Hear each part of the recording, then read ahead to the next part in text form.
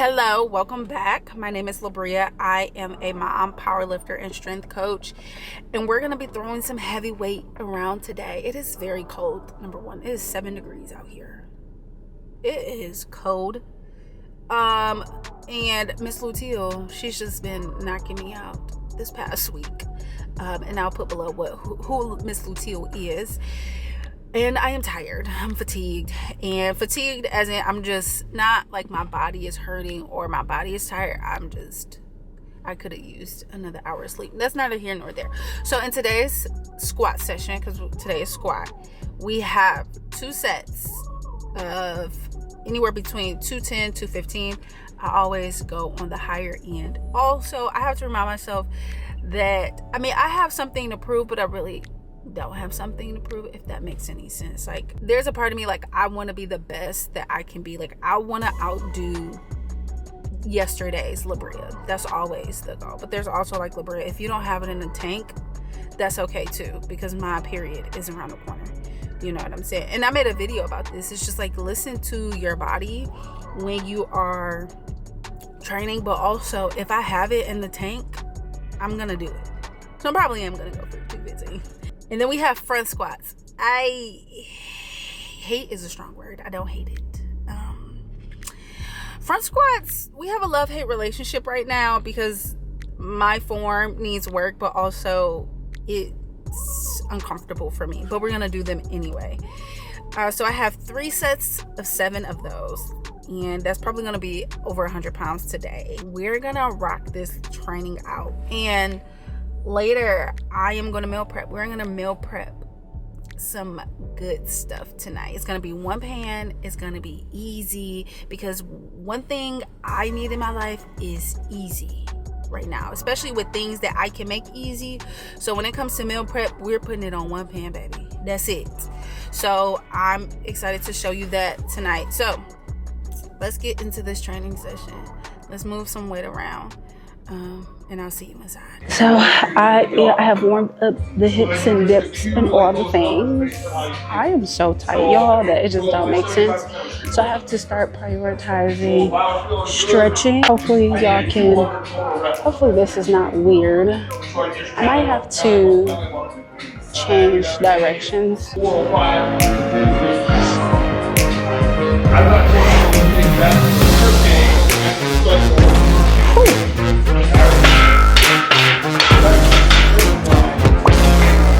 I'm trying to figure out the best angle. It's very weird over here because the rack is right where people come in, so I can't go back any further. And then if I go over there, there's open space where people are walking, so I'm very limited on where I can fit the camera, but we're gonna keep going.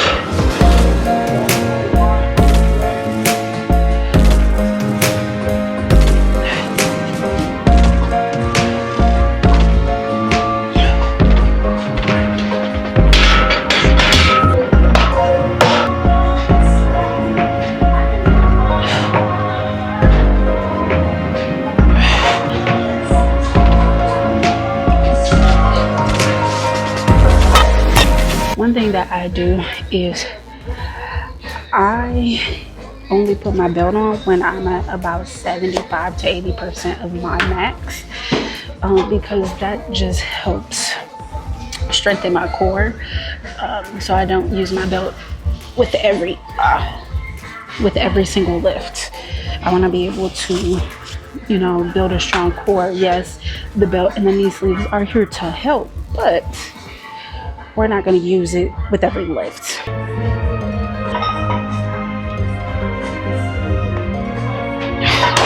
yeah, it's there. 215 is there. Ooh. All right, here we go.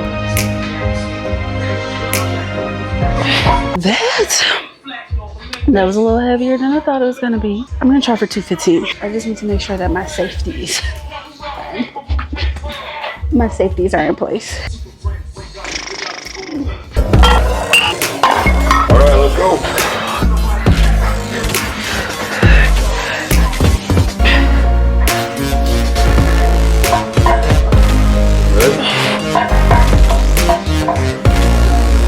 Good. Good.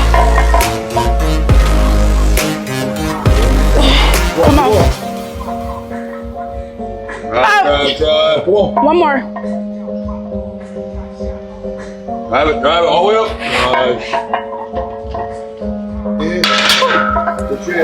Thank you. That was a fight. 215, but it felt better than I thought, because I thought I was gonna fail it.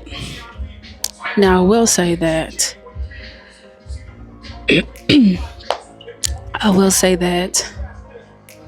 the one thing I love about a powerlifting gym is that I felt more comfortable asking for help, and because they do this, right? They understand the sport, and I appreciate that. That's why I wanted to come to a gym where we were really like doing the same thing, and that they understand the sport, which I love. So I'm great that I was able to get some help, which that probably helped me to push the weight just a little bit more, because there were people there. You know, I just don't want to fail in front of the people. But I did not, when I looked back, I don't think I cheated on my, what is the word? I'm missing all types of words right now. But I don't think I cheated on my form. I think that form was good. Depth was great. I'm about to go for this one more time. I truly believe that I did put this bar a little too high. So I'm trying to figure out my goals for my meet, and it might be too early, but we're gonna put some numbers right here so that we can come back and reflect. So for squat, competition is May 30th. Today is February 9th. So let's go for 245. I hit 225. Let's go to 240. I'm still trying to understand all this. So let's say 240. My deadlift, I'm at 315 right now. Let's say 325. Let's say 330 for deadlift. 240 for squat. And then for bench, baby, that one, it needs a little love, a little more tender love, some molding. But let's say I'm at 135 right now. So let's say 140, maybe like 138, 139 on the platform. So those are the numbers I'm going for. Also, my coach is going to watch this. So coach, please let me know if I'm spot on or if I'm completely off. I'm feeling good. I think I can do the next set by myself.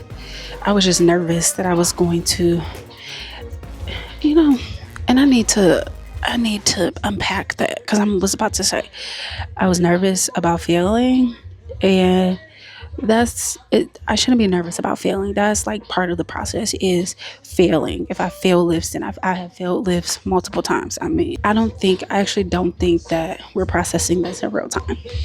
I don't think that I was afraid of failing because I'm going to fail lifts. I just don't want to fail and I injure myself. I think that's the biggest fear. Especially on squat. We're gonna hit one more set and then I'll be back.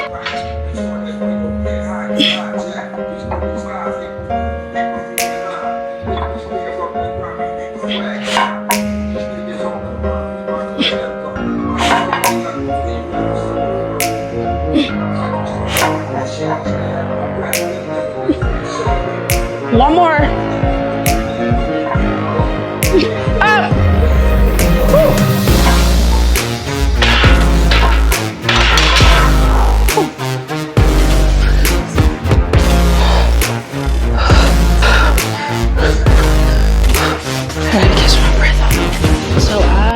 I'm doing front squats. I can do 115. However, my form sucks. So I am just taking down the weight on my first set to really get form down. Form as in my fingers. Cooking it. I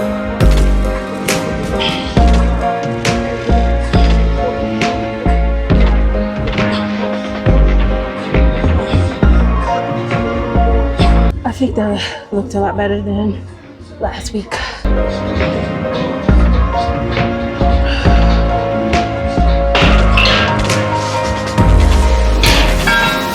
I don't know if I'll ever get over this, but you go into a session thinking one thing and you come out, let me not talk around it. So I came into the session like 215 is gonna be heavy. I even said it before, like I might fail it, you know, and I just proved to myself that I am stronger than I thought I was, and that me being in my period or my mood coming in here didn't impact me executing my lift the way that I needed to. So I would call this gym session a success. I got one more set, and then like I said, as promised, I will see you at home so we can meal prep some delicious food for the week, and I will see you in a minute. Bye. We're back at the house. It has been a long day, but we are about to get into this good old one pan meal that's gonna get me through the next few days. So this week I am making tilapia, Brussels sprouts, and sweet potato. It's gonna be so good, and it's gonna, like I said, it's gonna last a couple days. You only have to put it on one pan. To me, I need easy meals that are gonna last a few days, so I don't have to think about dinner, or I don't have to think about dinner. Lunch is more easy for me, but dinners, I don't wanna think about it. So let's get into it, but first we need to wash the dishes.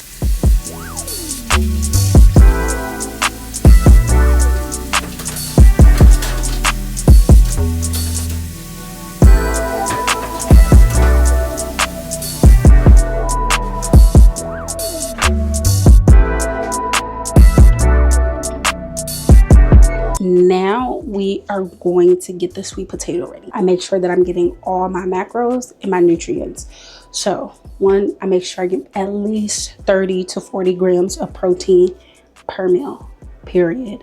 That equals to 120, at least 120 grams of protein a day. That is my goal. So for this meal, tilapia, I have 2 pieces per meal, and each piece is around 23 grams of protein per serving. Brussels sprouts. So Brussels sprouts, I didn't even think about Brussels sprouts having protein in it, but it has about 3 grams of protein, which is low, but it also has some fiber in here. Okay, and then we got some sweet potato. Gotta have the complex carbs. Okay, while the oven is preheating, we are going to get the Brussels sprouts ready and the sweet potato ready. They're gonna cook for about 10 to 15 minutes, and then we're gonna put our tilapia on there, which is gonna cook for another 15 to 20 minutes, and then that's gonna be it. So all in all, that's a 30-minute meal for 3 days worth of dinner. Yeah, so let's get to cutting.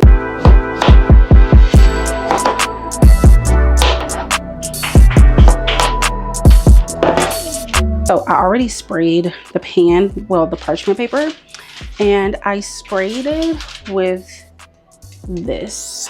I use the Griza, follow the product. There we go. So this is what I use. This is the brand Graza, Graza Frizzle High Heat Cooking Oil. It has 0 fat. That is why I got this spray. So we now are about to put the sweet potato on here. We're gonna season it up real good, and then we're gonna put the Brussels sprouts on here too. Let me know, do you season your frozen foods before you put them in the oven or after? I do it after. I am gonna season the sweet potato, but when it comes to frozen vegetables, I put them in the oven first and then I season them. What do you do though? What do you do?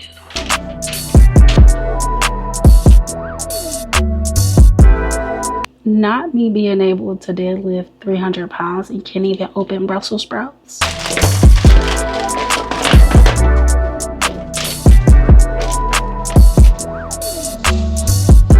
I forgot to season the sweet potatoes after I told you that I was going to season the sweet potatoes, but that will happen when they come out the first time.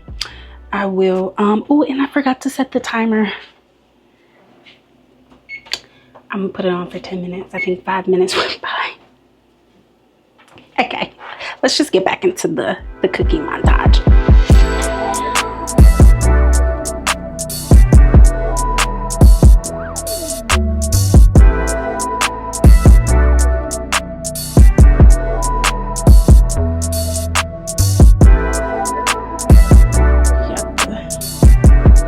Yeah, buddy. Now I'm about to chow down because this is my dinner for tonight, and then I'm gonna pack it up for it to be dinner for the next 2 days. But that's it. I'm gonna season. Hold on, Eli. I'm almost done. I'm going to season my Brussels sprouts. If I had avocado, I would have added 1/4 of an avocado, and I'm gonna add some hot sauce to it. If my camera doesn't die, I will show you it all in a bowl because it's gonna look so good. Ooh, okay, what would you like to show the people? What does it say? Game. We are playing. That was a fun game. Yes. That was a really fun game. So we're about to Chill. about to eat, chill, play some Pictionary. Play some Pictionary, and then we're gonna get ready for bed. I'll see you in the next video.